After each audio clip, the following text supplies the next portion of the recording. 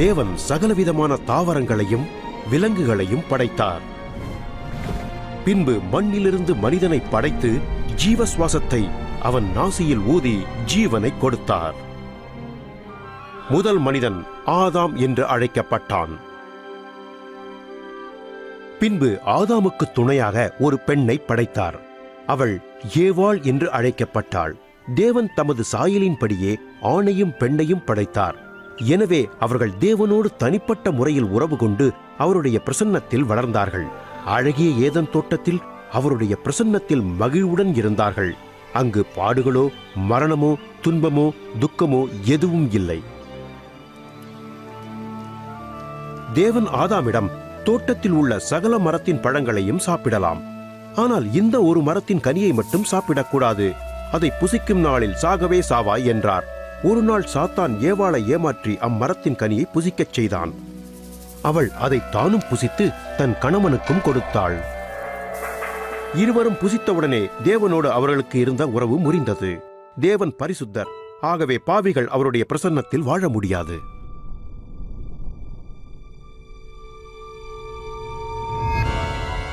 எனவே ஆதாம் ஏவாளை தேவன் ஏதன் தோட்டத்திலிருந்து வெளியேற்றினார். தேவனுக்கு கீழ்ப்படியாத காரணத்தினால் இருவரும் வெட்கப்பட்டு வேதனைப்பட்டு வெளியேற்றப்பட்டார்கள். இவர்கள் இருவரும் செய்த பாவத்தின் பலனாக மனித சமுதாயம் மரணத்தையும் வியாதியையும் சுதந்திரித்துக் கொண்டது. ஆனாலும் தேவன் மனித இனத்தை நேசித்தார். எனவே மனித இனம் மனம் திரும்பி தன்னோடு இணைந்து ஐக்கியமாக வாழ ஒரு வழியை முன்பே முன்குறித்து வைத்திருந்தார். மனுக்குலத்தை மீட்க தேவன் தனது திட்டத்தை வேதாகமத்தின் மூலம் வெளிப்படுத்தினார். பாவத்திற்கும் மரணத்திற்கும் தண்டனைக்கும் உரிய மனுக்குலம் அதிலிருந்து விடுதலை பெற்று தேவனோடு என்றென்றும் ஐக்கியமாக வாழ முடியும் என்பதே அத்திட்டம். இத்திட்டத்தின் ஒரு பகுதியை தீர்க்கதரிசியாகிய ஆபிரகாமுக்கு தேவன் வெளிப்படுத்தினார்.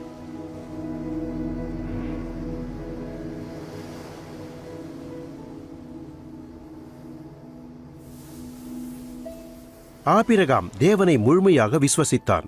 ஆகவே அவனையும் அவன் மூலமாக அவனது சந்ததியையும் ஆசீர்வதிப்பதாக வாக்கு பண்ணினார்.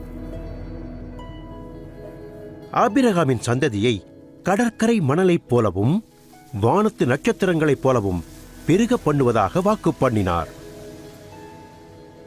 ஆபிரகாம் தேவனை விசுவசித்தான்.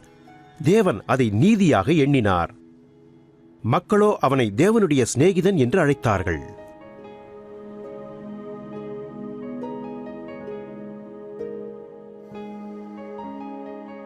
ஒரு நாள் தேவன் ஆபிரகாமை சோதித்தார். அவன் தன்னை முழுவதுமாக நம்பி தன் கற்பனைக்கு கீழ்ப்படுகிறானா என்பதற்காக தன் ஒரே மகனை தனக்கு பலியிடும்படி சொன்னார். தன் ஒரே பேரான குமாரன் மூலமாகவே தேவன் தன் சந்ததியை பெருக பண்ணுவார் என்பதை ஆபிரகாம் அறிந்திருந்தான். ஆயினும் தேவனை நம்பி தேவ கட்டளைக்கு கீழ்ப்படிந்தான். எனவே தன் குமாரனை பலியிட தன்னை ஆயத்தப்படுத்தினான்.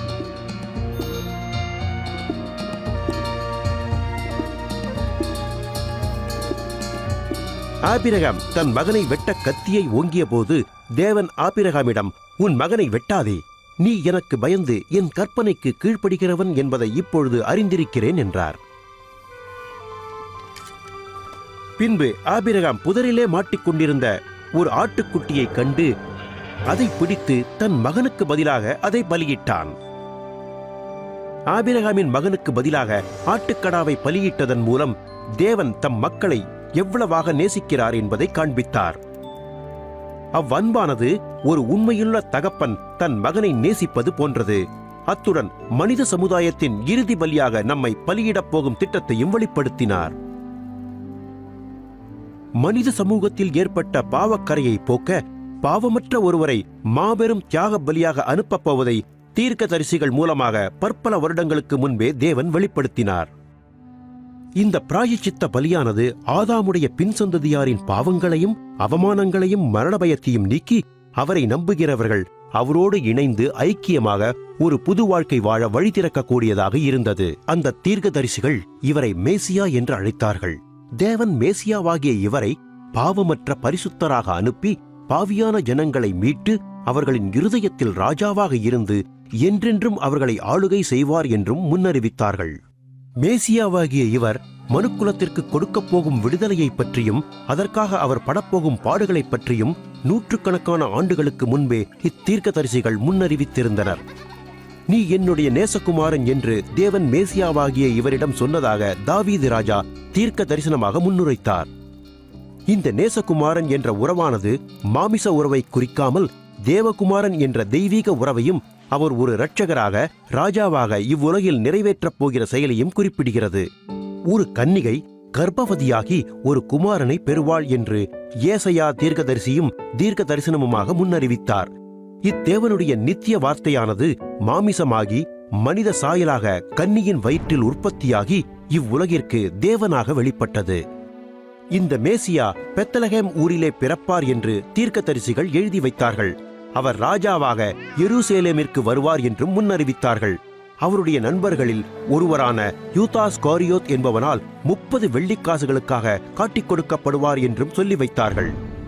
மேசியாவாகிய இவர் தன் ஜீவனை தியாக பலியாக ஒப்புக் கொடுப்பார் என்றும் தேவன் அவரை மரணத்திலிருந்து 3ஆம் நாள் உயிரோடு எழும்பி வரப்பண்ணுவார் என்றும் அறிவித்தார்கள்.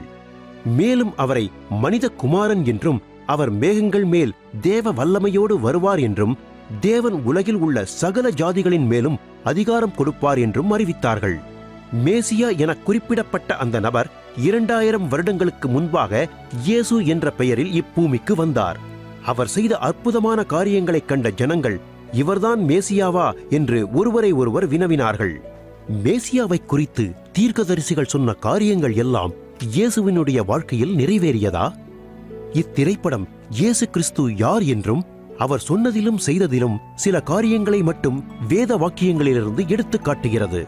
இத்திரைக்காவியத்தில் ஒரு மனிதன் இயேசு என்ற கதாபாத்திரத்தை ஏற்று நடித்துள்ளார். இயேசுவாக நடிக்க இப்பூமியில் ஒருவரும் தகுதியுள்ளவர் அல்ல.